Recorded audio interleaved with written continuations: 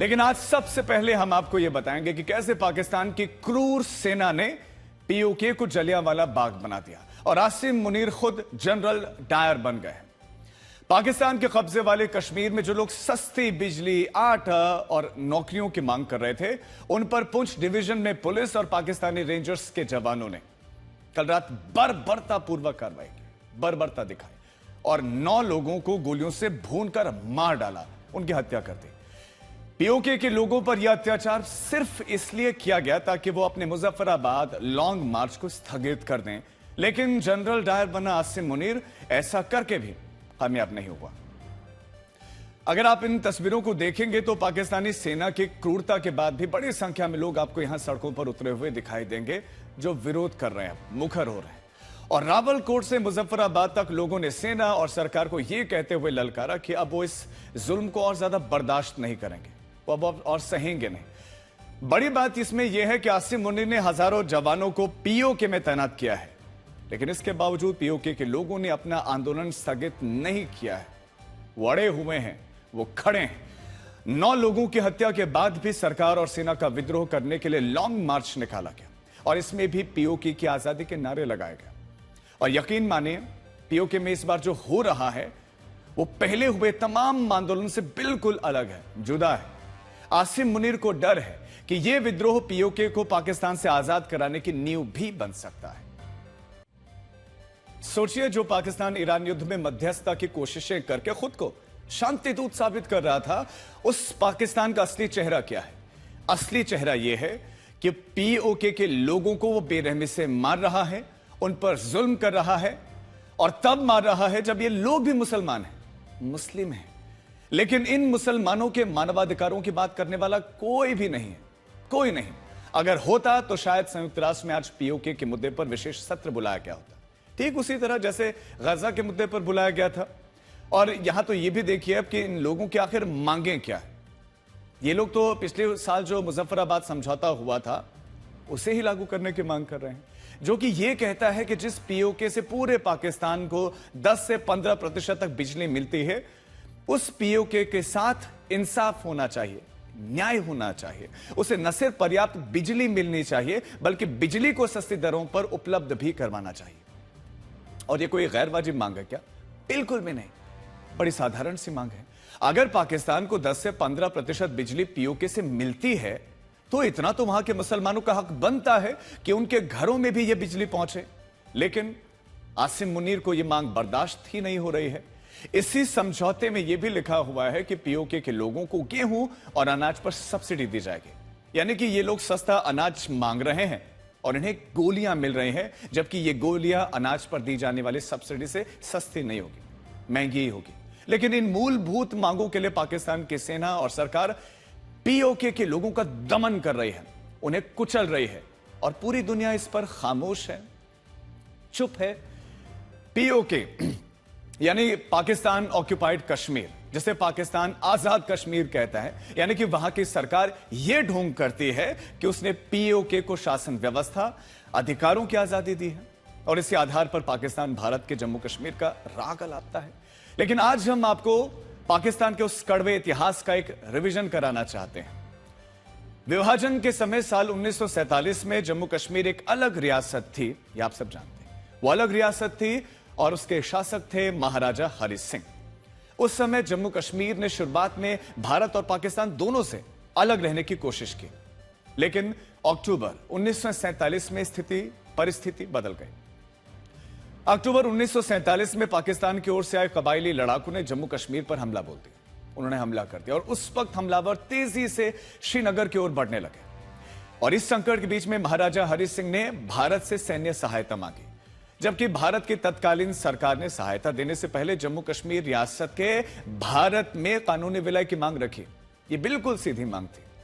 इसके बाद 26 अक्टूबर 1947 को महाराजा हरि सिंह ने इंस्ट्रूमेंट ऑफ एक्सेशन यानी कि विलय पत्र पर हस्ताक्षर कर दिया और अगले दिन 27 अक्टूबर 1947 को भारत ने इसे स्वीकार किया और भारतीय सेना जम्मू कश्मीर की रक्षा के लिए पहुंच गई। विलय पत्र के तहत पूरा जम्मू कश्मीर हमारा था, पूरा, लेकिन पाकिस्तान के कबायली लड़ाकों ने जिन इलाकों पर उस समय कब्जा किया था, उसके कारण कश्मीर का एक हिस्सा उस पर पाकिस्तान ने अवैध रूप से कब्जा कर लिया। लेकिन इन सारी बातों में एक विडंबना ऐसी है जिसके बारे में बहुत कम लोग जानते हैं, जो आपको सुननी चाहिए। जम्मू कश्मीर के विलय से पहले जिन कबायली लड़ाकों ने जम्मू कश्मीर पर हमला किया था, उन लड़ाकों में पुंछ के सुधन समुदाय के लोग शामिल थे। इन लोगों ने तब पाकिस्तान के लिए कश्मीर के एक हिस्से पर कब्जा किया। किसके लिए? पाकिस्तान के। लेकिन बहुत जल्द पीओके पर कब्जा करने वाले इन्हीं लड़ाकों के साथ पाकिस्तान में गद्दारी हो गई। विभाजन के सिर्फ 8 साल के बाद पीओके के पुंछ में एक बहुत बड़ा जन विद्रोह भड़का, जिसे पुंछ अपराइजिंग कहा गया। इस विद्रोह का कारण यह था कि पाकिस्तान के कब्जे वाले कश्मीर को आजाद कश्मीर घोषित करके अच्छा खासा ढोंग किया गया। लेकिन जमीनी हालात ये थे कि कब्जा करने वाले लोगों की पीओके में एक नहीं चल रही थी, यानी कि कोई भी उनकी नहीं सुन रहा था। इन लोगों के नेता सरदार इब्राहिम खान थे, जो आजाद कश्मीर की सरकार के पहले बड़े नेता बने। लेकिन क्योंकि पाकिस्तान की सरकार को उन पर भरोसा नहीं था, विश्वास नहीं था, इसलिए उनकी सरकार को हटा दिया गया। 1955 तक तनाव इतना बढ़ गया कि स्थानीय मुसलमानों और पाकिस्तान समर्थित सुरक्षा बलों के बीच में टकराव शुरू हो गया। ठीक वैसा ही टकराव जैसा आज इस समय हो रहा है। और उस वक्त भी पीओके के लोग अपने हक, अपने अधिकारों की लड़ाई लड़ रहे थे। और आज भी 2026 में कहानी ज्यादा बदली नहीं है। वो आज भी लड़ी रहे हैं, आज भी मांग ही कर रहे हैं। बोल के लब आजाद हैं तेरे, कह रहे हैं। पीओके के लोग वही मांगे कर रहे हैं, और इसलिए कर रहे हैं क्योंकि पाकिस्तान उन्हें आज तक सिर्फ और सिर्फ झूठ और झूठ देता रहा है। उनको सिर्फ पाकिस्तान से अन्याय मिला है, बर्बरता, क्रूरता मिली है। अगर आपको यकीन ना हो तो आप पीओके और बदलते जम्मू कश्मीर की एक तुलना देख लीजिए। क्या बदलाव दोनों में आए हैं वो आप समझ जाएंगे। हमारे जम्मू कश्मीर का सालाना बजट 1,13,000 करोड़ रुपए का है, जबकि पीओके का बजट सिर्फ 9,885 करोड़ का है। यानी कि हमारे जम्मू कश्मीर के एक साल के बजट में पीओके का 11 साल का बजट समा सकता है। और यह अंतर यहीं पर खत्म नहीं होता। पहले तो देखिए कितना बड़ा अंतर है, लेकिन अंतर यहीं तक सीमित नहीं है। जम्मू कश्मीर की जीडीपी 2,86,000 करोड़ रुपए की है, जबकि पीओके की जीडीपी सिर्फ 58,000 करोड़ की है। और यहां भी अंतर किसी गहरी खाई के जैसा ही नजर आता है। जम्मू कश्मीर में प्रति व्यक्ति सालाना आय 1,68,000 रुपए है, जबकि पीओके में यही प्रति व्यक्ति सालाना आय, पर कैपिटा इनकम 1,20,000 रुपए है। जम्मू कश्मीर में महंगाई दर 3.47% है, जबकि पीओके में यही महंगाई दर 11.1% है, जो पूरे भारत के महंगाई दर से भी कहीं ज्यादा है। जम्मू कश्मीर में सिर्फ 4.8% लोग गरीबी रेखा से नीचे हैं, जबकि पीओके की 40% आबादी गरीबी और भूखमरी से जूझ रही है। इस समय पीओके में जो लोग आज तक देख रहे हैं, उन्हें भी यह अंतर देखना चाहिए। और देखना चाहिए कि भारत का जो जम्मू कश्मीर है, हमारा जो जम्मू कश्मीर है, वो कितना संपन्न हो गया है। जम्मू कश्मीर में लोगों को 200 यूनिट तक प्रत्येक यूनिट के लिए 2 रुपए 30 पैसे देने होते हैं, लेकिन पीओके में यही 1 यूनिट बिजली 30 रुपए की है, 30 रुपए की। और वहां यह आंदोलन सस्ती बिजली के लिए ही हो रहा है कि हम ही से बिजली ले रहे हो, यही पावर प्लांट लगा रहे हो, लेकिन हमें ही महंगी बिजली दे रहे हो, और कई बार दे ही नहीं रहे हो, घरों में बिजली ही नहीं पहुंच रही। अब आप इससे समझ सकते हैं कि जब पीओके के पास अपना संविधान, अपना राष्ट्रपति, अपना प्रधानमंत्री, अपनी विधानसभा और अपना सुप्रीम कोर्ट है, तब भी वहां के लोग आजादी क्यों चाहते हैं? और क्यों कहा जा रहा है कि 1971 में जिस तरह पूर्वी पाकिस्तान में बगावत की आग भड़की थी, ठीक उसी तरह की आग अब पीओके में भड़क रही है। इस मुद्दे पर हम लोगों ने पिछले प्रेसर में भी हम लोगों ने बयान जारी किया था। देखिए, पाकिस्तान अधिकृत जम्मू कश्मीर में चल रहे विरोध प्रदर्शन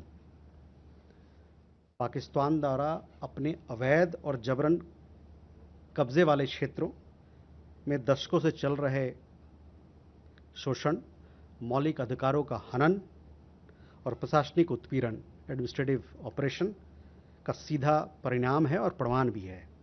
स्थानीय आबादी की जायज़ शिकायतों को समाधान करने के बजाय वहाँ का प्रशासन, वहाँ का सरकार ने अत्यधिक पुलिस क्रूरता का सहारा लिया है। इसमें असहाय लोग, जिसमें महिलाएं भी हैं और बच्चे भी हैं, उनके खिलाफ कार्रवाई की गई है। भोजन और दवाओं जैसी आवश्यक चीज़ों को रोका गया है। इंटरनेट ब्लैकआउट को लागू किया गया है और निहत्थे नागरिकों पर के खिलाफ घातक बल का प्रयोग करना भी शामिल है, जिसके परिणाम स्वरूप कई दुखद मौतें हुई हैं, जिसके बारे में आप जानते हैं। हम यह उम्मीद करते हैं कि अंतर्राष्ट्रीय समुदाय इन घोर दुर्व्यवहारों के लिए पाकिस्तान को जिम्मेदार ठहराएगी।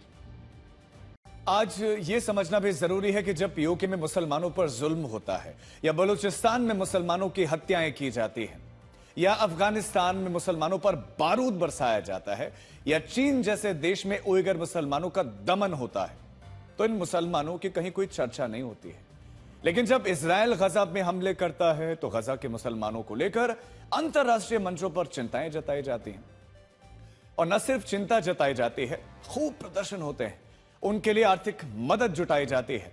और गजा के मुसलमानों से हमदर्दी जताते हुए कई देश अपने विदेश मंत्रालयों से बयान जारी करवाते हैं कि हमें तो इसमें कोई ऐतराज नहीं है। हमारा सवाल तो यह है कि गजा के मुसलमानों में और बलूचिस्तान, पीओके और अफगानिस्तान के मुसलमानों में अंतर क्यों किया जाता है? क्यों नहीं गजा की तरह पीओके के मुसलमानों के मानव अधिकारों पर चर्चा होती है? और यह भेदभाव क्यों है? और क्या ऐसा इसलिए है क्योंकि ये मुसलमान अंतर्राष्ट्रीय मुस्लिम राजनीति में फिट नहीं बैठते हैं? और आप इसे इस उदाहरण से भी समझ सकते हैं। इस बार फुटबॉल वर्ल्ड कप में नॉर्वे की टीम पहली बार क्वार्टर फाइनल तक पहुंची।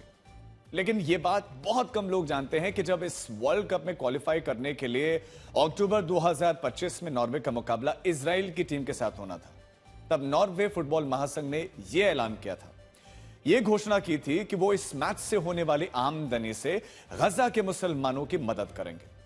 और आप इससे समझ पाएंगे कि गजा को लेकर पूरी दुनिया के मानवाधिकार चैंपियन एक्टिव रहते हैं। लेकिन आज जब पीओके में मुसलमानों को गोलियों से भूना जा रहा है, कत्लेआम मचाया जा रहा है, रक्त से आप कह सकते हैं कि सड़कों को सींचा जा रहा है वहां के लोगों की, या बलूचिस्तान, अफगानिस्तान या चीन में उइगर मुसलमानों के मानवाधिकारों के उल्लंघन का आरोप लग रहा है, तो वहां पर कोई भी मुसलमानों की बात नहीं करता। और इसी को कहते हैं दोहरा मापदंड। खैर, अब आगे बढ़ते हैं और अब आपको यह बताते हैं कि अमेरिकी राष्ट्रपति डोनाल्ड ट्रंप आखिर ईरान से चाहते क्या है। राष्ट्रपति डोनाल्ड ट्रंप ने एक बार फिर से ईरान को यह धमकी दी है कि अगर ईरान समझौते के लिए आगे नहीं आया तो अगले हफ्ते उसके पावर प्लांट्स, उसके बड़े बड़े पुलों को निशाना बनाया जाएगा। और यह वही धमकी है जो अमेरिकी राष्ट्रपति डोनाल्ड ट्रंप ने अप्रैल के महीने में भी सीज फायर पर सहमति बनने से पहले दी थी, और बाद में वो फिर अपने बयान से पलट भी गए थे। एक बार फिर से राष्ट्रपति धमकी दे रहे हैं। तो राष्ट्रपति ट्रंप जब भी इस तरह से यू टर्न लेते हैं या धमकी देने के बाद पीछे हट जाते हैं, तो दुनिया इसे उनकी मैडमैन थ्योरी बताती है। यह वही कूटनीतिक रणनीति है जिसे अमेरिका के पूर्व राष्ट्रपति रिचर्ड निक्सन ने शीत युद्ध के दौरान लोकप्रिय बनाया था। अब इस सिद्धांत का अर्थ है कि एक नेता जानबूझकर अपने विरोधियों के सामने खुद को ज्यादा एग्रेसिव, ज्यादा आक्रामक, अप्रत्याशित और मैडमैन के रूप में पेश करता है, ताकि इससे विरोधी देश डर जाएं या दबाव में आ जाएं। और राष्ट्रपति ट्रंप के लिए भी बिल्कुल यही कहा जाता है कि वो इसी रणनीति को अपनाते हैं। लेकिन हमें लगता है कि ऐसा कुछ नहीं है। अगर ऐसा होता तो राष्ट्रपति ट्रंप की धमकियों से ईरान दबाव में आ जाता, जबकि ईरान में तो राष्ट्रपति डोनाल्ड ट्रंप की धमकियों का कोई ज्यादा असर दिखता नहीं है, बल्कि ईरान ने तो ट्रंप की धमकियों को गंभीरता से लेना ही बंद कर दिया है। और ऐसा इसलिए हुआ है क्योंकि अमेरिकी राष्ट्रपति ट्रंप के बयानों में अब गंभीरता और संजीदगी दूर दूर तक दिखाई नहीं देती है। उदाहरण के लिए राष्ट्रपति ट्रंप ने होर्मुज से गुजरने वाले जहाजों से 20% टोल वसूलने की बात कही थी, लेकिन अपने इस बयान पर वो 24 घंटे भी नहीं टिक सके, और अब वो ईरान के पावर प्लांट्स और बड़े पुलों को निशाना बनाने की धमकी दे रहे हैं। जबकि ये धमकी इससे पहले उन्होंने इसी युद्ध में 3 बार दी, और हर बार इस धमकी को वापस भी ले लिया। अब आप खुद सोचिए कि जब इस युद्ध में राष्ट्रपति ट्रंप कई बार अपने बयानों से पलट चुके हैं, तो ईरान पर उनकी धमकियों का असर क्यों ही होगा, मतलब क्यों ही वो गंभीरता से इन धमकियों को लेगा।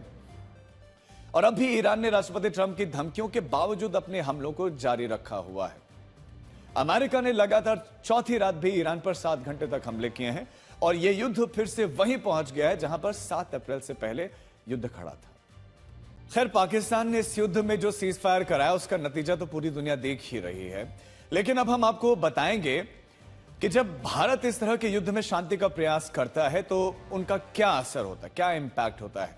साल 2022 में जब रशिया और यूक्रेन का युद्ध अपने सबसे खतरनाक दौर में पहुंच चुका था और दुनिया को डर था कि कहीं यह जंग परमाणु हथियारों तक न पहुंच जाए, तब प्रधानमंत्री नरेंद्र मोदी ने इसमें एक बड़ी भूमिका निभाई थी। पोलैंड के उप विदेश मंत्री ने कहा है कि उस समय प्रधानमंत्री नरेंद्र मोदी ने रूसी राष्ट्रपति व्लादिमीर पुतिन से बातचीत की, उन्हें परमाणु हथियार इस्तेमाल करने से रोकने के लिए कहा था और बाद में रूस ने ऐसा कोई भी हमला नहीं किया। उन्होंने यह भी कहा कि प्रधानमंत्री मोदी उन चुनिंदा नेताओं में शामिल हैं जिनकी बात राष्ट्रपति पुतिन गंभीरता से सुनते हैं और इसकी वजह दोनों देशों के पुराने संबंध और मित्रता है। यहां पोलैंड के उप विदेश मंत्री जिस घटना का जिक्र कर रहे हैं वो साल 2022 की है। उस वक्त एक तरफ यूक्रेन को अमेरिका और यूरोपीय देशों से बड़ी मात्रा में हथियार, सैन्य मदद मिल रही थी और यूक्रेन ने कई इलाकों में रूस को पीछे हटने पर मजबूर कर दिया था। इसी के बाद रूस के कुछ नेताओं ने परमाणु हथियारों के इस्तेमाल की चेतावनी भी दी थी और सबसे ज्यादा चिंता टैक्टिकल न्यूक्लियर वेपन्स यानी कि छोटे स्तर पर इस्तेमाल किए जाने वाले परमाणु हथियारों को लेकर थी। डर यह था कि अगर रूस को युद्ध में बड़ा नुकसान हुआ तो वो सीमित परमाणु हमला कर सकता है, लेकिन बाद में ऐसा कोई भी हमला नहीं हुआ और माना जा रहा है कि इसके पीछे कोई और नहीं बल्कि प्रधानमंत्री मोदी थे। उस वक्त उज़्बेकिस्तान के समरकंद में हुए एससीओ समिट में प्रधानमंत्री मोदी ने राष्ट्रपति पुतिन से बातचीत की। राष्ट्रपति पुतिन से कहा था कि आज का युग युद्ध का युग नहीं है और इस बयान की पूरी दुनिया में काफी ज्यादा चर्चा हुई थी। कई देशों ने रूस के लिए इसे एक महत्वपूर्ण संदेश भी माना था और बड़ी बात यह है कि यूक्रेन युद्ध शुरू होने के बाद भारत ने बिल्कुल संतुलित नीति अपनाई। भारत ने न तो रूस के खिलाफ पश्चिमी देशों की तरफ बिल्कुल कड़े प्रतिबंध लगाए, न ही रूस के हर कदम का भारत ने आंख मूंद कर समर्थन कर दिया हो। तटस्थ कह सकते हैं आप। यही नहीं, भारत ने संयुक्त राष्ट्र में भी कई मौकों पर संतुलित रुख अपनाया है। भारत से तेल खरीदना भारत ने जो है रूस से जारी रखा। रूस और यूक्रेन दोनों से बातचीत बनाए रखी और शांति और कूटनीतिक समाधान की भी भारत लगातार अपील करता रहा। इस दौरान भारत का तर्क यही था कि विदेश नीति देश के राष्ट्रीय हितों के आधार पर तय होती है और प्रधानमंत्री मोदी ने सिर्फ राष्ट्रपति पुतिन से नहीं बल्कि यूक्रेन के राष्ट्रपति ज़ेलेंस्की से भी बात की और अब पोलैंड के उप विदेश मंत्री जो बात कह रहे हैं उससे यह पता चलता है कि भारत और रूस की दोस्ती भरोसे पर टिकी है और प्रधानमंत्री मोदी और राष्ट्रपति पुतिन ने एक दूसरे के साथ ऐसा संतुलन बिठाया है कि जब प्रधानमंत्री मोदी राष्ट्रपति पुतिन से कुछ कहते हैं तो वो इसे गंभीरता से लेते हैं और सिर्फ गंभीरता से लेते ही नहीं, उस पर अमल भी करते हैं। चलिए अब आगे बढ़ते हैं और अब आपको यह बताते हैं कि भारत से 7000 किलोमीटर दूर इंग्लैंड के पीटरबोरो शहर में एक 40 साल पुराने मंदिर की जगह को मस्जिद बनाने के लिए क्यों बेचा जा रहा है।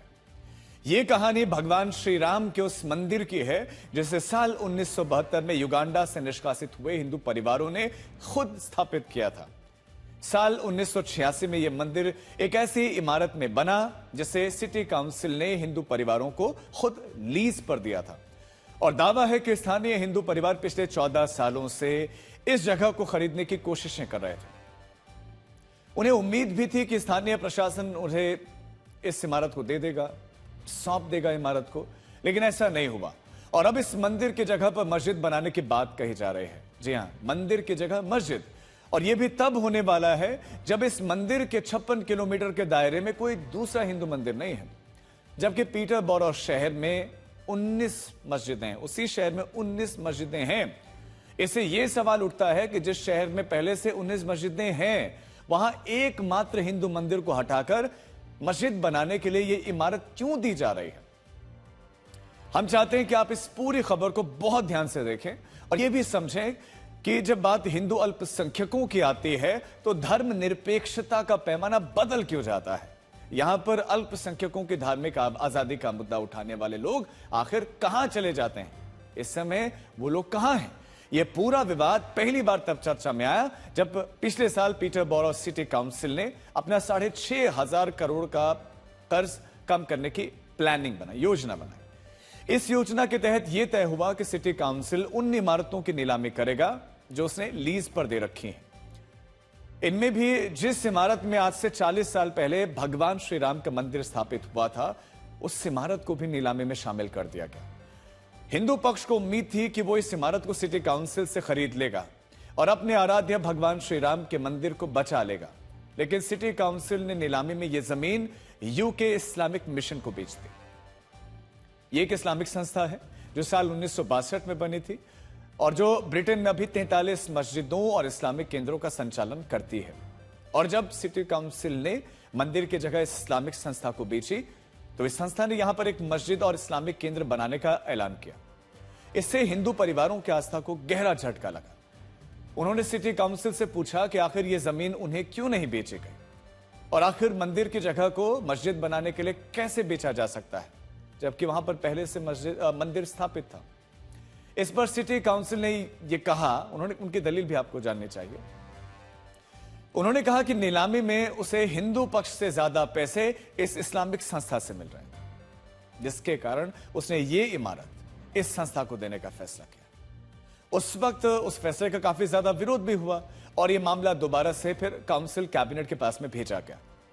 यहां पर हिंदू परिवार ये उम्मीद कर रहे थे कि अब शायद उनके साथ इंसाफ होगा, शायद यहां पर कुछ उनके हक में फैसला आएगा, लेकिन ऐसा हुआ नहीं। काउंसिल कैबिनेट ने नीलामी के फैसले को बरकरार रख दिया और बाद में यह मामला बड़ी अदालत में गया।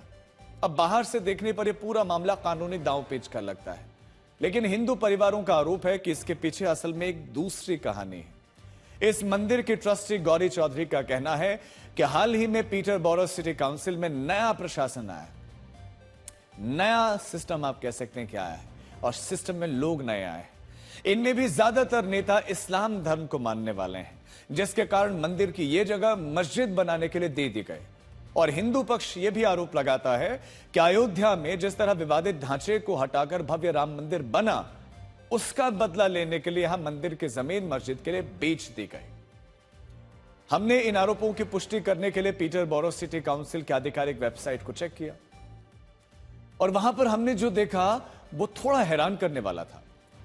इसमें लिखा गया था कि सिटी काउंसिल के प्रमुख नेता और काउंसलर शबीना कय्यूम हैं, जो कि एक मुसलमान है। उसके बाद सिटी काउंसिल के कैबिनेट सदस्य भी हैं, जो कि इस्लाम धर्म से कई कैबिनेट के सदस्य हैं। इसमें मोहम्मद जमील फिनेंस और कॉर्पोरेट गवर्नेंस के जो है कैबिनेट मेंबर हैं, Zameer Ali communities and public safety के कैबिनेट मेंबर हैं और Numan Ali Iqbal growth and regeneration के कैबिनेट मेंबर हैं। और इसी आधार पर हिंदू पक्ष ये पूछ रहा है कि जब सिटी काउंसिल की कमान मुस्लिम नेताओं के हाथ में आई, तभी मंदिर की जमीन मस्जिद के लिए कैसे बेच दी गई। इसमें भी बड़ी बात यह है कि जब इंग्लैंड के इस शहर में पहले से 19 मस्जिदें हैं, तब वहां पर एक और मस्जिद की आवश्यकता क्यों, और उस मस्जिद के लिए एक मंदिर को ही क्यों हटाया जा रहा है। इमारतें तो और भी हैं। आज इंग्लैंड के इस पीटरबोरो शहर में सबसे ज्यादा 46.3% आबादी ईसाइयों की है, 12.2% आबादी मुसलमानों की है, लेकिन हिंदुओं की आबादी यहां मात्र 1.8% है। और कई हिंदू परिवारों का कहना है कि वो यहां पर अल्पसंख्यक हैं, उनकी संख्या मुसलमानों से कम है, इसलिए वहां राम मंदिर की जमीन मस्जिद बनाने के लिए दे दी गई और इस फैसले का बचाव भी किया गया। इस बार आप कल्पना करके देखिए कि अगर इसी जगह पर मस्जिद की जमीन मंदिर बनाने के लिए दे दी गई होती, तो यह खबर कितनी बड़ी हो जाती, कितने सवाल उठने लगते। क्योंकि यहां पर 40 साल पुराने मंदिर की जगह मस्जिद बननी है, इसलिए इस खबर के बारे में ज्यादा बात ही नहीं हो रही है। और सिटी काउंसिल ये कह रहा है कि वो हिंदू मंदिर के लिए दूसरी जगह देने के लिए तैयार है, लेकिन स्थानीय हिंदू परिवारों ने इसका विरोध किया है। इसके खिलाफ प्रदर्शन करके उन्होंने अपनी आवाज उठाई है। देखिए। अच्छा, इंग्लैंड में यह मामला ऐसे समय में सामने आया है जब वहां पर इस्लाम धर्म के बढ़ते प्रभाव पर लगातार बहस हो रही है। आप बीबीसी की एक नई रिपोर्ट को देखिए, जो ये बताती है कि इंग्लैंड और वेल्स में लगातार तीसरे साल ऐसा हुआ है जब नवजात बच्चों का नाम सबसे ज्यादा मोहम्मद रखा गया है। ऑफिस फॉर नेशनल स्टैटिस्टिक्स के मुताबिक सबसे ज्यादा 5,957 लड़कों का नाम मोहम्मद रखा गया। इसके बाद 4,075 लड़कों का नाम नोआह और 3,278 लड़कों का नाम लियो रखा गया। पिछले 3 साल से लगातार ऐसा हो रहा है जब इंग्लैंड और वेल्स में पैदा होने वाले लड़कों का नाम सबसे ज्यादा मोहम्मद रखा जाता है। जबकि 10 सालों में ऐसा हो रहा था कि जब लड़कियों का नाम सबसे ज्यादा ओलिविया रखा जाता था। और अब यह उस ब्रिटेन में हो रहा है जिसने धर्म के आधार पर हिंदू और मुसलमान में भारत का विभाजन किया था। चलिए अब आगे बढ़ते हैं और आपको इंग्लैंड के बाद भारत के ही मंदिरों में लेकर चलते हैं। बहुत बहुत इंपॉर्टेंट खबर है आपके लिए। पिछले दिनों अयोध्या के राम मंदिर, उत्तराखंड के बद्रीनाथ धाम, केरल के सबरीमाला मंदिर और गुजरात के अंबाजी मंदिर में चढ़ावे की चोरी का आरोप लगा। और अब यह दावा किया जा रहा है कि जम्मू के श्री वैष्णो देवी मंदिर में भी 500 करोड़ रुपए की चांदी में हेराफेरी कर दी गई। इस मामले में जम्मू की एक अदालत ने जांच कर रहे क्राइम ब्रांच के अधिकारियों को अगली सुनवाई पर व्यक्तिगत रूप से पेश होने और सभी रिकॉर्ड साथ लाने का आदेश दिया है और इस जांच के आदेश दिए गए हैं। अब इस आदेश के बाद से यह चर्चा तेज हो गई है कि क्या वाकई में जो चांदी श्रद्धालुओं ने श्री वैष्णो देवी मंदिर में चढ़ाई उसे हेराफेरी करके चुरा लिया गया, चांदी चुरा लिया गया। यह आरोप उस शिकायत के आधार पर लगाया जा रहा है जो कि जम्मू क्राइम ब्रांच के महानिरीक्षक और इकोनॉमिक ऑफेंसेस विंग को भेजी गई थी। इसमें आरोप लगाया गया है कि श्री वैष्णो देवी मंदिर में श्रद्धालुओं के द्वारा चढ़ाई गई चांदी के साथ हेराफेरी हुई। यानी कि आरोप है कि जो चांदी मंदिर में लोगों ने दान में चढ़ाई, उस चांदी को गलाकर या उसमें मिलावट करके असली चांदी को चुरा लिया गया और नकली चांदी रख दी गई। शिकायत में शब्दशः लिखा गया है कि श्री वैष्णो देवी में कई सालों में 20 टन चांदी चढ़ावे में आई, जिसकी अनुमानित कीमत 500 करोड़ रुपए से ज्यादा हो सकती है। दावा है कि जब इस चांदी को प्रोसेसिंग के लिए बाहर भेजा गया तो इस दौरान असली चांदी चुरा ली गई। और यह भी आरोप है कि जब बची हुई चांदी की जांच हुई तो उसमें केवल 5 से 6% ही वास्तविक चांदी पाई गई, जबकि बाकी में कैडमियम, लोहा और कम गुणवत्ता वाली धातु में मिली है। जिसका मतलब यह है कि 500 करोड़ रुपए की चांदी को तो पार कर लिया गया। हालांकि अभी इन आरोपों की पुष्टि होनी बाकी है और अदालत ने 29 जुलाई को इस मामले पर जवाब मांगा है। लेकिन सोचने वाली बात यह है कि अब तक श्री वैष्णो देवी मंदिर की व्यवस्था को फुल प्रूफ और बहुत सुरक्षित माना जाता था और हमने भी आपको बताया था कि देश के बाकी मंदिरों को श्री वैष्णो देवी मंदिर की व्यवस्थाओं से सीखना चाहिए, जहां पर मंदिर के एक सीईओ की नियुक्ति होती है। श्राइन बोर्ड पूरी पारदर्शिता के साथ वहां पर काम करता है। लेकिन इन आरोपों के बाद अब बड़ी बहस छिड़ गई है कि क्या अब सरकार को हमारे मंदिरों की व्यवस्था में बड़े बदलाव करने के लिए आगे आना होगा और आखिर इस तरह की चोरी और कितने मंदिरों में हुई है, यह भी बहुत बड़ा सवाल बना हुआ है। खैर, अब आगे बढ़ते हैं और अब आपको यह बताते हैं कि जब पश्चिम बंगाल में टीएमसी और लेफ्ट की सरकार थी तब वहां के दरवाजे मशहूर लेखिका तस्लीमा नसरीन के लिए आखिर क्यों बंद रहे। ये एक ऐसी खबर है जो पश्चिम बंगाल का वो दौर याद दिलाती है जब वहां पर बांग्लादेश के कट्टरपंथ की परछाई पड़ रही थी। हाल ही में तस्लीमा नसरीन ने बताया कि वो 20 साल बाद आखिरकार 1 अगस्त को कोलकाता लौट रहे हैं। वहां पर धार्मिक कट्टरवाद के खिलाफ और अभिव्यक्ति की आजादी के समर्थन में एक कार्यक्रम का आयोजन करेंगे और इस दौरान पश्चिम बंगाल के मुख्यमंत्री शुभेंदु अधिकारी भी वहां पर मौजूद रहेंगे और वो कोलकाता लौटने पर तस्लीमा नसरीन का स्वागत करेंगे। आज ये समझना जरूरी है कि आखिर तस्लीमा नसरीन को पश्चिम बंगाल क्यों छोड़ना पड़ा था और इस वक्त के पश्चिम बंगाल में बांग्लादेश की कितनी घुसपैठ थी। तस्लीमा नसरीन का जन्म 1962 के पूर्वी पाकिस्तान में हुआ था। उनके पिता डॉक्टर थे और इसलिए वो बाद में डॉक्टर ही बने। उन्होंने गायनेकोलॉजिस्ट के रूप में सरकारी अस्पताल में नौकरी शुरू कर दी। लेकिन अस्पताल में काम करते करते तस्लीमा नसरीन ने समाज का एक ऐसा चेहरा देखा जिसने उनकी जिंदगी की दिशा बदल दी। उन्होंने देखा कि महिलाओं पर घरेलू हिंसाएं हो रही, उन्हें बराबरी का दर्जा नहीं मिलता है, धर्म और समाज के नाम पर उनके अधिकार सीमित कर दिए जाते हैं और यहीं से उन्होंने लिखना शुरू किया। शुरुआत में वो बांग्लादेश की पत्रिकाओं में लेख और कॉलम लिखती थी और उनके लेखों का विषय होता था पुरुष प्रधान समाज, मेल डोमिनेंट सोसाइटी आप कह सकते हैं, महिलाओं पर होने वाला अत्याचार, मुस्लिम समाज में महिलाओं की स्थिति, इस्लामिक कानूनों के खिलाफ उनकी जो लेख होते थे और इस्लामिक कानूनों के कारण महिलाओं पर पड़ने वाला असर। इन लेखों ने जल्द ही उन्हें मशहूर भी बना दिया और विवादों में भी लाकर खड़ा कर दिया। कई लेखकों ने पहले भी ऐसे विषय उठाए थे लेकिन आलोचकों का कहना था कि तस्लीमा नसरीन की भाषा बेहद तीखी, बेहद आक्रामक थी और यही वजह है कि धार्मिक कट्टरपंथी संगठनों ने उन्हें निशाना बनाना शुरू कर दिया। इसमें भी सबसे बड़ा मोड़ तब आया 1993 में, जब तस्लीमा नसरीन का उपन्यास लज्जा प्रकाशित हुआ। आप में से बहुत सारे लोगों ने हो सकता है ये पढ़ा भी हो। यह कहानी एक बांग्लादेशी हिंदू परिवार दत्ता परिवार की थी और इस कहानी की शुरुआत होती है 6 दिसंबर 1992 से। 6 दिसंबर, जब अयोध्या में विवादित ढांचे को गिराया गया था।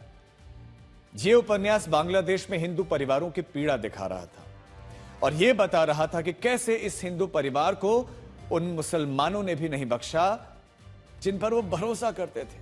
लेकिन बाद में बांग्लादेश के कट्टरपंथियों ने आरोप लगाया कि यह किताब तो इस्लाम को बदनाम करती है और कुछ कट्टरपंथियों ने भी यह कहा कि इस किताब से तो सांप्रदायिक तनाव बढ़ सकता है।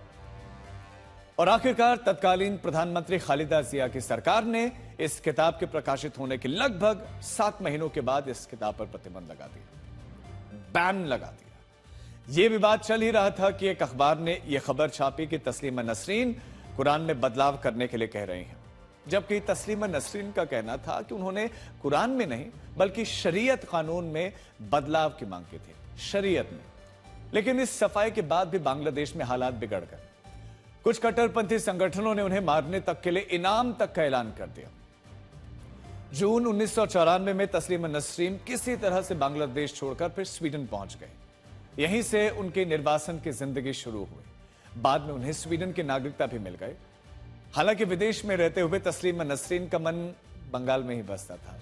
उनका कहना था कि भाषा, संस्कृति और साहित्य उन्हें कोलकाता से जोड़ता है। साल 2004 में भारत सरकार उन्हें कोलकाता में रहने की अनुमति दे दी और इसके बाद वो कोलकाता आ गए। उन्होंने फिर से लिखना शुरू किया और साहित्यिक कार्यक्रमों में वो सक्रिय रहने लगे। उन्हें लगा कि अब शायद उन्हें स्थायी ठिकाना मिल गया है, लेकिन ऐसा नहीं हुआ। कोलकाता में भी उनके लेखन को लेकर विवाद शुरू हो गया। उनकी आत्मकथा विखंडित पर पश्चिम बंगाल की तत्कालीन वामपंथी सरकार ने प्रतिबंध लगा दिया। हालांकि बाद में कलकत्ता हाईकोर्ट ने यह प्रतिबंध हटा दिया, लेकिन धार्मिक कट्टरपंथी संगठन लगातार उनके खिलाफ प्रदर्शन करते रहे।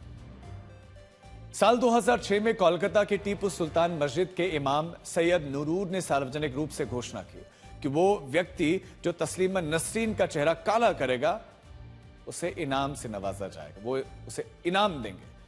साल 2007 में तस्लीमा नसरीन हैदराबाद में अपनी एक किताब के तेलुगु अनुवाद के विमोचन कार्यक्रम में गई थी। इसी दौरान कुछ लोगों ने मंच पर चढ़कर उन पर हमला कर दिया। आरोप है कि यह हमला AIMIM के कुछ समर्थकों के द्वारा किया गया था। लेकिन बाद में नवंबर 2007 में कोलकाता में उनके खिलाफ बड़े पैमाने पर प्रदर्शन शुरू हो गए। हालात इतने बिगड़ गए कि लगभग 15 साल बाद कोलकाता की सड़कों पर सेना बुलानी पड़ी। इसके बाद पश्चिम बंगाल सरकार ने सुरक्षा कारणों का हवाला देते हुए तस्लीमा नसरीन को शहर छोड़ने के लिए कह दिया। 21 नवंबर 2007 को उन्हें गुप्त तरीके से कोलकाता से निकालकर पहले जयपुर लाया गया और कड़ी सुरक्षा में एक अज्ञात स्थान पर उन्हें रखा गया और करीब 7 महीने के बाद फिर उन्हें नई दिल्ली भेजा गया। और सोचिए कि उस दौर में तस्लीमा नसरीन को भारत छोड़कर जाना पड़ा था। और अब जब पश्चिम बंगाल में बीजेपी की सरकार आ गई है तो वो वापस भारत लौट कर आ रहे हैं। चलिए आगे बढ़ते हैं। आज से भारत और ब्रिटेन के बीच में फ्री ट्रेड शुरू हो गया है और पिछले करीब 5 सालों से दोनों ही देशों के बीच में फ्री ट्रेड एग्रीमेंट जैसे एक व्यापारिक समझौते की कोशिशें हो रही थी। इसके लिए कई दौर की बातचीत भी हुई और इस साल मई में दोनों ही देशों के बीच में comprehensive economic and trade agreement हो भी गया और ये आज से लागू भी हो गया है, जिसका फायदा दोनों ही देशों के व्यापारियों और आम लोगों को होगा। यानी कि आपको होगा। जब दो देशों के बीच में FTA जैसा कोई व्यापारिक समझौता होता है तो इसका मतलब क्या है? इसका मतलब यह है कि अब उनके बीच में व्यापार को आसान बनाया जाएगा और इसके तहत कई सामानों पर लगने वाला टैरिफ कम किया जाएगा या फिर हटा दिया जाएगा। ऐसा होने पर दोनों ही देशों के लोगों को एक दूसरे का सामान सस्ती दरों पर उपलब्ध होता है और व्यापारियों को एक नया बाजार भी मिल जाता है। भारत और ब्रिटेन के बीच में जो comprehensive economic and trade agreement यानी कि CETA हुआ है, उसके मुताबिक भारत से निर्यात होने वाले 99% वस्तुओं पर ब्रिटेन टैरिफ नहीं लगाएगा और ठीक उसी तरह से भारत भी ब्रिटेन से आने वाले 90% वस्तुओं पर कोई भी टैरिफ नहीं लगाएगा। मतलब यह है कि दोनों ही देशों के व्यापारियों और किसानों को एक नया बाजार मिलेगा, जहां पर वो कम कीमत पर अपना सामान बेच सकेंगे और आम लोगों तक ज्यादा विकल्प कम कीमत पर मिल जाएंगे। यह समझौता भारत और ब्रिटेन दोनों ही देशों की इकोनॉमी के लिए बूस्टर माना जा रहा है। साल 2025 में भारत की अर्थव्यवस्था 3.96 ट्रिलियन डॉलर, जबकि ब्रिटेन की अर्थव्यवस्था 3.84 ट्रिलियन डॉलर की थी। दोनों ही देश व्यापारिक रिश्तों को मजबूत बनाकर अपनी असली अर्थव्यवस्थाओं को मजबूती देना चाहते हैं। अभी तक भारत और ब्रिटेन के बीच में करीब 2,23,000 करोड़ रुपए का कारोबार होता है, जिसमें भारत का ब्रिटेन को कुल निर्यात 1,19,000 करोड़ रुपए का है और ब्रिटेन का भारत को कुल निर्यात 1,04,000 करोड़ का है। यानी कि भारत ट्रेड सरप्लस पर है और उसका व्यापार लाभ सीधा सीधा सा है 15,000 करोड़ का। अभी ब्रिटेन के कुल व्यापार में भारत की हिस्सेदारी लगभग 3% है और भारत के कुल व्यापार में ब्रिटेन की हिस्सेदारी लगभग 2% है। सीईटीए होने के बाद से ऐसा माना जा रहा है कि ब्रिटेन के कुल व्यापार में भारत की हिस्सेदारी तेजी से बढ़ेगी और कीमतों के मामले में ब्रिटेन में भारतीय कंपनियां अन्य देशों की कंपनियों को टक्कर दे पाएंगे। अब सवाल यह है कि इसका फायदा किस तरह से मिलेगा। जो आपके मन में भी यह सवाल कौन रहा होगा। Land Rover, Jaguar, Rolls Royal, Aston Martin, Bentley, Mini और मैक्लेरन जैसी ब्रिटिश कार कंपनियां भारत में पहले से कम कीमत पर अपनी गाड़ियां बेच पाएंगी। सीईटीए के तहत इन हाई एंड गाड़ियों पर यह टैरिफ को अगले 5 सालों में 110% से घटाकर 10% तक लाया जाएगा। इसके अलावा the body shop, Molton Brown, Elemis और शार्लेट टिलबरी जैसे जो बड़े बड़े ब्रिटिश कंपनियों के ब्यूटी प्रोडक्ट्स हैं, बड़े बड़े ब्रांड्स हैं, भारतीय बाजारों में कम कीमत पर पहुंच भी जाएंगे। और सिर्फ यही नहीं, ब्रिटेन के seafood, electronics, chocolates, soft drinks, perfumes, shaving cream बनाने वाली कंपनियां भी भारतीय बाजारों में सस्ती कीमत पर अपना सामान बेच सकेंगे। बिल्कुल उसी तरह से भारत का textile, leather, gemstone, jewellery, paper, furniture, auto parts, footwear, engineering goods, खनिज, खेलकूद की चीजें और केमिकल पर ब्रिटेन में टैरिफ कम या फिर शून्य कर दिया गया है। यानी कि इससे जुड़े हुए व्यापारियों को, किसानों को सीधा फायदा होगा। जैसे ब्रिटेन में अभी तक भारतीय प्रोसेस्ड फूड पर 70% तक टैरिफ लगता था, सी फूड पर करीब 21%, इंजीनियरिंग से जुड़े सामान और ऑटो पार्ट्स पर 18%, लेदर और फुटवेयर पर 16%, कपड़े पर 12%, केमिकल और फार्मा प्रोडक्ट्स पर 8% तक टैरिफ लगाया जाता था। लेकिन अब इन पर लगने वाले टैरिफ को घटाकर 0 कर दिया जाएगा। Comprehensive economic and trade agreement से ब्रिटेन में काम करने वाले भारतीयों को एक बड़ा फायदा होगा। डबल कंट्रीब्यूशन कन्वेंशन के तहत यूके में काम करने वाले भारतीयों के सैलरी का जो 25% पैसा ब्रिटेन सरकार के सोशल सिक्योरिटी स्कीम में जाता था, वो पैसा अब सीधे भारत में उनके पीएफ अकाउंट में ब्याज के साथ जमा होगा। इससे ब्रिटेन में काम करने वाले 75,000 भारतीयों को फायदा होगा। दोनों ही देशों की कंपनियां एक दूसरे के यहां पर काफी पहले से काम कर रहे हैं और यहां के लोगों को रोजगार भी दे रहे हैं। भारत और ब्रिटेन की कंपनीज पिछले कई वर्षों से एक दूसरे के देशों में काम कर रहे हैं, रोजगार दे रहे हैं। यूके में 971 भारतीय कंपनियां ऑपरेट करती हैं, इनमें 1 लाख से ज्यादा लोग काम करते हैं। इसी तरह भारत में 667 ब्रिटिश कंपनियां इस समय काम कर रहे हैं, ऑपरेट कर रहे हैं, इनमें 5 लाख लोग काम करते हैं। और माना जा रहा है कि सीईटीए के बाद इन कंपनियों को अपना काम और ज्यादा फैलाने में मदद मिलेगी, जिससे दोनों ही देशों के लोगों को रोजगार के नए अवसर भी मिलेंगे। यह सोचने वाली बात है कि ब्रिटेन ने अमेरिका से भी बिल्कुल इसी तरह का कोई व्यापारिक समझौता नहीं किया है, जबकि ब्रिटेन के कुल व्यापार में अमेरिका की हिस्सेदारी लगभग 17% है। ब्रिटेन ने चीन के साथ भी कोई व्यापारिक समझौता नहीं किया है, जबकि चीन की हिस्सेदारी लगभग 5.5% है। कुल मिलाकर सीईटीए जैसा व्यापारिक समझौता होने से भारत और ब्रिटेन के बीच में व्यापारिक संबंध पहले से कहीं ज्यादा और मजबूत होंगे। और अब बात करेंगे फीफा वर्ल्ड कप की। फीफा वर्ल्ड कप 2026 अब अपने सबसे रोमांचक मोड़ पर पहुंच चुका है। आप सब लोग फॉलो तो कर ही रहे होंगे। स्पेन ने फ्रांस के खिलाफ शानदार खेल दिखाते हुए फाइनल का टिकट कटा लिया है। लेकिन फाइनल में स्पेन से भिड़ेगा कौन, इसका फैसला आज रात उस महा मुकाबले में होगा जो 90 मिनट का आम फुटबॉल मैच नहीं है बल्कि एक जंग है। जब हमने शब्द जंग का इस्तेमाल किया है तो आप ध्यान से सुनिएगा क्यों। फीफा का यह दूसरा सेमीफाइनल मुकाबला है इंग्लैंड और अर्जेंटीना के बीच। फुटबॉल की दुनिया में इन दोनों ही देशों की दुश्मनी बिल्कुल ऐसी है जैसे भारत और पाकिस्तान का क्रिकेट मुकाबला, यानी कोई भी हारना नहीं चाहता। 2005 के बाद पहली बार इंग्लैंड और अर्जेंटीना किसी बड़े टूर्नामेंट में आमने सामने है। लेकिन आखिर ये कौन सी दुश्मनी है जिसने इस मुकाबले को जंग जैसा बना दिया है? दरअसल 1986 के वर्ल्ड कप में डिएगो माराडोना का एक गोल जो चर्चा का विषय रहा।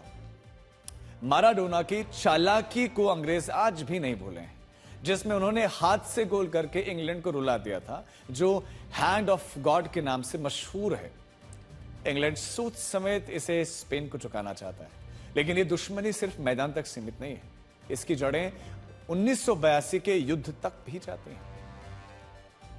अटलांटिक ओशियन में अर्जेंटीना के बेहद करीब एक द्वीप है जिसे वो मालविनास कहता है, जबकि इस द्वीप पर जो शासन है वो इंग्लैंड का है और वो कहता है फाल्कलैंड्स से। इस द्वीप के लिए 44 साल पहले इंग्लैंड और अर्जेंटीना में भयंकर युद्ध हुआ जो करीब 2.5 महीनों तक चला था। इसमें 900 से ज्यादा लोग मारे गए थे। अब सेमीफाइनल से ठीक पहले अर्जेंटीना के विदेश मंत्री ने कहा है कि इस द्वीप पर इंग्लैंड का अवैध कब्जा है, तो ब्रिटेन की ओर से कहा गया कि वहां के लोग तो ब्रिटेन के साथ रहना चाहते हैं। बयानबाजी दोनों तरफ से हुई। अर्जेंटीना और इंग्लैंड की इस फुटबॉल वाली जंग में आवाज भी हथियार बनी है। एक तरफ 30,000 इंग्लिश फैंस अपने फेमस सॉन्ग वंडर वॉल को एक साथ गाने के लिए तैयार हैं, तो अर्जेंटीना के फैंस की जुबान पर आजकल जो है मुचाचोस सॉन्ग चढ़ा हुआ है, वो इसे गुनगुना रहे हैं या जोर से गा रहे हैं। मैदान के बाहर भी अर्जेंटीना और इंग्लैंड के फैंस एक दूसरे का मजाक उड़ा रहे हैं और यहां पे जोरदार जुबानी जंग चल रही है, तंज कसे जा रहे हैं। इसीलिए इंग्लैंड और अर्जेंटीना का यह मुकाबला सिर्फ एक नॉकआउट मैच नहीं है, ये लड़ाई है दो अलग अलग जज्बातों की, मुचाचोस वर्सेस वंडरवॉल की और 4 दशकों पुरानी कड़वाहट की। अब फुटबॉल के मैदान पर दोनों ही देश ये मुकाबला जीतकर खुद को थोड़ी सी तसल्ली देने के साथ दशकों पुराना हिसाब भी चुकता कर लेना चाहते हैं। और अब आपको दिखाते हैं कि कैसे फीफा वर्ल्ड कप ने एक छोटे से देश के पर्यटन में उछाल ला दिया है। दुनिया के नक्शे पर छोटे से बिंदु के रूप में नजर आने वाला केप वर्दे 10 ज्वालामुखीय द्वीपों का समूह है जिसकी आबादी सिर्फ 5 लाख के करीब है। केप वर्दे, जिसे काबो वर्ल्ड भी कहते हैं, यह अफ्रीका महाद्वीप के पश्चिमी तट पर 650 किलोमीटर दूर समुद्र में बसा देश है। एक ऐसा देश जहां पर बहुत कम लोग जाते, इसके बारे में बहुत कम लोग जानते हैं। फीफा वर्ल्ड कप ने लेकिन इसकी तस्वीर बदल दी है ग्लोबली। अब इसकी टीम ने ग्रुप स्टेज में स्पेन, सऊदी अरब और उरुग्वे जैसी दिग्गज फुटबॉल टीमों के साथ में ड्रॉ खेला। राउंड ऑफ 32 में भी अर्जेंटीना को कड़ी टक्कर दी। हालांकि 3-2 से हार का सामना करना पड़ा और उनका सफर भले ही खत्म हो गया हो, लेकिन पूरी दुनिया में इस टीम की चर्चाएं जरूर हुई हैं। इनके जज्बे की चर्चा हुई है, स्किल की चर्चा हुई है, जिसका सीधा असर अब इस देश के पर्यटन पर दिख रहा है। अमेरिका में केप वर्दे वेकेशन के ऑनलाइन सर्च में 5000 से ज्यादा का भारी उछाल दर्ज किया गया है। अब तमाम लोग यहां की संस्कृति, ज्वालामुखी वाले पहाड़ और बेहतरीन नजारे देखने के लिए आ रहे हैं। पर्यटन हमेशा से केप वर्दे की अर्थव्यवस्था की रीढ़ रहा है। यह देश की जीडीपी में लगभग 25% का योगदान देता है। 2025 में यहां पर रिकॉर्ड लगभग 12.5 लाख पर्यटक आए थे, जो यहां की आबादी से 2 गुना ज्यादा है। और अब इसमें भारी उछाल का अनुमान है। खेल कैसे किसी देश की तकदीर और तस्वीर को बदल सकता है, केप वर्दे आज इसका एक बड़ा उदाहरण है। कल तक जो जगह दुनिया की नजरों से दूर थी, आज वो अपने जाबाज खिलाड़ियों की बदौलत तेजी से उभरता हुआ टूरिस्ट डेस्टिनेशन बन चुका है।